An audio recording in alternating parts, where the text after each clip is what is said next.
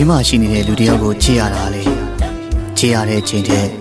လွမ်းနေရတဲ့ချိန်ဟာပိုပြီးတော့များရင်တော့ကြာလာတော့လေလွမ်းနေရတာလေးက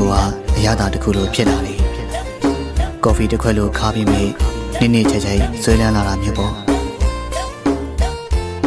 တာမန်လွမ်းတာထက်ကိုပိုပြီးတော့လွမ်းနေနေအောင်လွမ်းနေရတဲ့နေ့တွေကြတော့လေခံစားရခက်ပြန်ရောအဲ့လိုနေ့တွေဆိုရင်ပို့ထားတဲ့စာလေးတွေပြန်ဖတ်နေမြဓာတ်ပုံလေးတွေပြန်ပြီးကြည့်တော့လေလွမ်းမပြေအတန်လေးတွေပြန်ပြီးတော့နားထောင်လို့လေ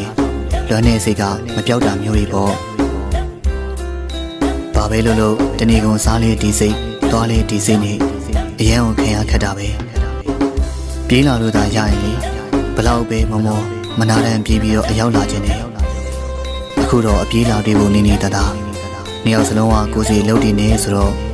လွမ်းတဲ့အချိန်တည်းတော့မှဖုန်းနဲ့မခေါ်နိုင်ပါဘူးစာလည်းမပို့နိုင်ပါဘူးလောလောဆယ်တော့အလွမ်းကော်ဖီခါခါကိုပဲဆွဲဆွဲလန်းလန်းနဲ့ဒူးနှစ်ယောက်အတူတောက်ကြတာပေါ့တနေ့ကျရင်တော့အတူချပြီးတော့အလွမ်းနေဖြေပြရစေချေ